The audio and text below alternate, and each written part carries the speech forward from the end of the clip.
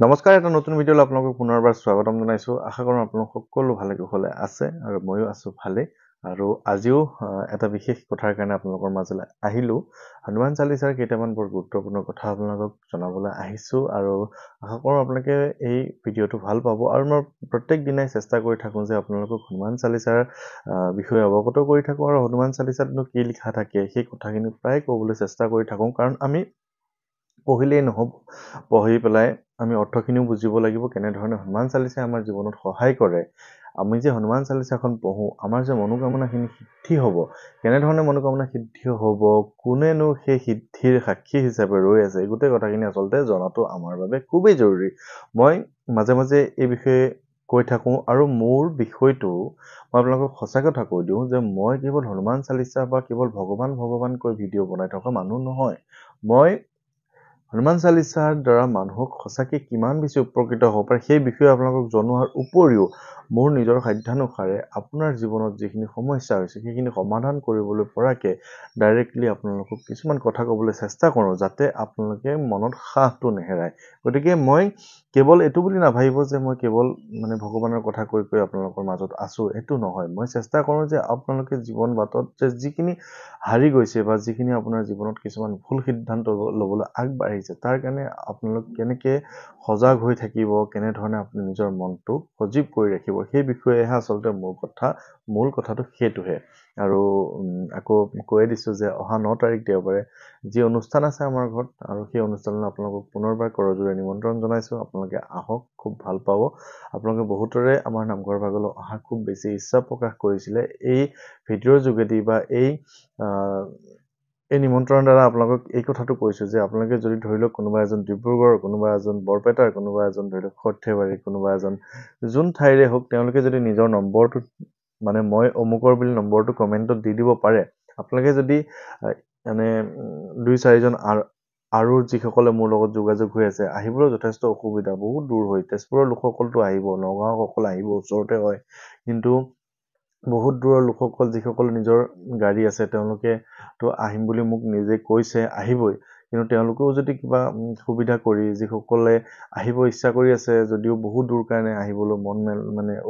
মনটো থমকি ৰৈছে, তেনেকুৱা বহুত লোকে মোক মেছেজ কৰি আছে। গতিকে তেনেকুৱা যদি কোনো লোক আছে, তেনেকৈ নম্বৰটো দি আপোনালোকে যোগাযোগ ৰাখিব। সকলোৱে মিলাই জুলাই আহিলে আচলতে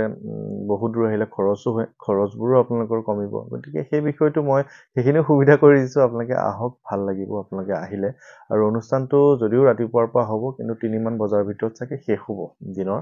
আৰু সকলো আহিব, খুব বেছি আশাৰে ৰৈ আছোঁ। এতিয়া মই আৰু কেইটামান কথা কওঁ যে হনুমান চালিচা যে আপুনি পঢ়িছে, আমি যে হনুমান চালিচা পঢ়িছোঁ, ইয়াতে হনুমান চালিচাখনত বহুকেইটা কথা কিন্তু লিখা আছে। এতিয়া মূল কথাটো হৈছে যে হনুমান চালিচাখন যে আমি পঢ়িম, আমি হনুমানজীৰ যে ভজন কৰিম, হনুমানজীক যে মাতিম, হনুমানজীক মতাৰ যিখিনি প্ৰাৰ্থনা, যিখিনি স্তুতি, সেইখিনি ক'লৈ যাব বা কোনে পাব, কোনে আমাৰ সেইখিনি সমাধান কৰি দিব। এতিয়া চাওক, ইয়াতে লিখাই আছে যে হনুমান চালিচাত স্পষ্টকৈ লিখা আছে যে তুমহাৰে ভজন ৰাম কো পাৱে। তুমহাৰে ভজন মানে কাৰ ভজন? আমি কাৰ ভজন কৰিছোঁ, কাৰ নাম গুণ লৈছোঁ? হনুমানজীৰ নাম লৈছোঁ। তুমহাৰে ভজন মানে হনুমানজীৰ ভজন ৰাম কো পাৱে, মানে ৰামে সেই ভজনখিনি পাব। আমি যে হনুমানজীক আমি যে কৈছোঁ, হে প্ৰভু আমাক এইখিনি সংকটৰ পৰা উদ্ধাৰ কৰা, সেই যে আমি কৈছোঁ, আমাৰ যিখিনি নিবেদন আবেদনখিনি কৰিছোঁ, সেইখিনি ৰামে পাব। তুমহাৰে ভজন ৰাম কো পাৱে জন্ম জন্মকে, এটা জন্ম নহয়, জন্ম জন্ম মানে বহুকেইটা জন্মৰে জন্ম জন্মকে দুখ বিচৰাৱে, বহুকেইটা জন্মৰ দুখ আমাৰ আঁতৰাই দিব। আমি আগৰ জন্মত কি কৰি আহিছিলোঁ নাজানো, কিন্তু এই জন্মত যে আমি হনুমান চালিচা পঢ়িছোঁ, আমি যে ভগৱানৰ প্ৰতি আমাৰ নাম লৈছোঁ, আমাৰ যিখিনি এই জন্মত আমি ধৰি লওক পাপেই কৰিছোঁ, দুখেই কৰিছোঁ, বা আগৰ জন্মত আমি কি ভুল কৰিম আমিতো নাজানো, কিন্তু সেইখিনি গোটেইখিনি আমি যদি হনুমানজীৰ নাম লওঁ, সেই নামখিনি ৰামে পাব, আৰু ৰামৰ দ্বাৰা সেই গোটেইখিনি আমাৰ গোটেইকেইটা জন্মৰ আমাৰ দুখখিনি বিচৰাৱে। তুমহাৰে ভজন ৰাম কো পাৱে জন্ম জন্মকে দুখ বিচৰাৱে। অন্তকাল ৰঘুবৰপুৰ যাৱে, যাহা জন্ম হৰি ভক্ত কাহায়ে। অন্তকাল মানে কি? অন্ত মানে শেষ, শেষৰ কাল মানে যিখিনি সময়ত আমাৰ শেষ হ'ব আমাৰ মৃত্যু হ'ব অন্তকাল মৃত্যুৰ পিছত অন্তৰ পিছত ৰঘুবৰপুৰী যাবে যাহা জন্ম হৰি আমি য'তেই জন্ম নহওঁ আমি পৃথিৱীতে জন্ম হ'ম বুলি কি কথা আছে বা ইয়াতে জন্ম হ'ম বা কি হৈ জন্ম হ'ম আমাৰ কোনো নাজানে কিন্তু যাহা জন্ম হৰি আমি য'তেই জন্ম নলওঁ ভক্ত কহায় আমি এজন ভক্ত হিচাপে জন্ম ল'ম কাৰ ভক্ত হিচাপে জন্ম ল'ম ৰাম ভক্ত হিচাপে জন্ম ল'ম আৰু সেই কাৰণে হনুমানজীয়ে বৰদান পাই থৈছে বৰ পাই থৈছে সীতা মাৰ পৰা আৰু ৰাময়ে কৈ থৈছে যে যেতিয়ালৈকে পৃথিৱীত ৰাম শব্দটো থাকিব যেতিয়ালৈকে ৰাম ভক্তবোৰ থাকিব যেতিয়ালৈকে ৰাম ভক্তখিনি অসুবিধা হ'ব বিপদত পৰি থাকিব তেতিয়ালৈকে হনুমানজী জীয়াই থাকিব লাগিব গতিকে হনুমান চালিচাত ধুনীয়াকৈ লিখা আছে যে তোমাৰে ভজন ৰামকো পাৱে ৰামে সেইখিনি পাব আৰু ৰামে আমাৰ গোটেই জন্মৰ দুখখিনি আঁতৰাই দিব অন্তকাল ৰঘুবৰপুৰ যাবে যাহা জন্ম হৰি ভক্ত কহায় আমি য'তে জন্ম ল'লো আমি ৰাম ভক্ত হিচাপে জন্ম ল'ম মানে আমি তেতিয়াও আমি ৰামৰ নাম ল'ম তাৰ মানে হনুমানজী আমাৰ মাজত তেতিয়াও থাকিব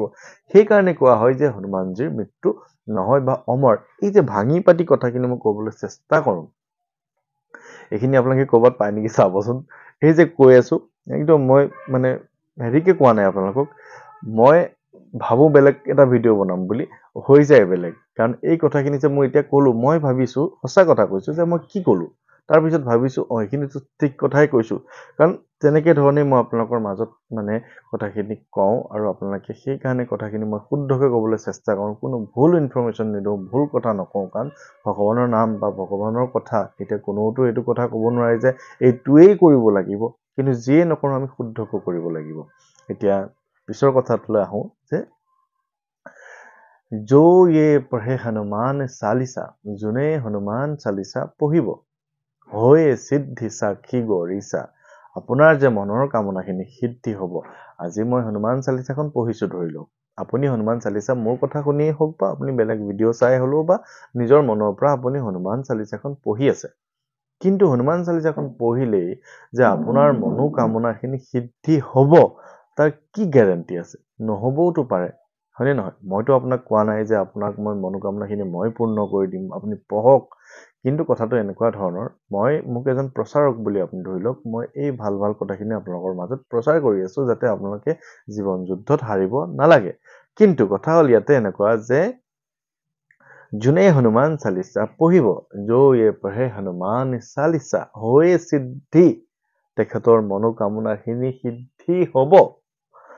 সাক্ষী গৌৰীচা সাক্ষী হৈছে গৌৰীৰ ইষ্ট দেৱতা শিৱ মানে আপুনি হনুমান চালিচাখন পঢ়ক আপোনাৰ হনুমান চালিচাখন পঢ়াৰ পিছত যিখিনি মনোকামনা সিদ্ধি হ'ব তাৰ সাক্ষী হিচাপে শিৱ ৰৈ থাকিব আৰু সেই শিৱ যেতিয়া য'ত সাক্ষী হিচাপে থাকিব তেওঁ ভগৱান হিচাপে আছে আপুনি পঢ়ক হনুমান চালিচা পঢ়ক শিৱই আপোনাৰ মনোকামনাখিনি সিদ্ধি হোৱাত সাক্ষী আছে যদি আপোনাৰ মনোকামনা সিদ্ধি নহয় কিন্তু সাক্ষী হিচাপে তেওঁ থকা কথাটো কিন্তু ভুল হৈ যাব গতিকে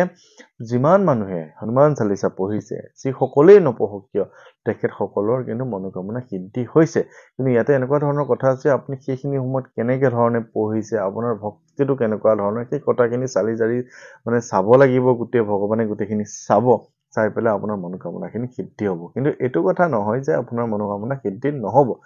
আপোনাৰ মনোকামনা সিদ্ধি হ'বই কেতিয়াবা সময় লাগে কিন্তু আপুনি ভাগি পৰিব নালাগে কাৰণ প্ৰত্যেকটো আপোনাৰ বেয়া দিনটো ঘপককৈ আহি যোৱা নাই নহয় বেয়া দিনটো আহোঁতে অকণমান সময় লৈছে কিন্তু আপোনাৰ ভাল দিন আহিবলৈ অকণমান সময়লৈ আপুনি ৰ'ব লাগিব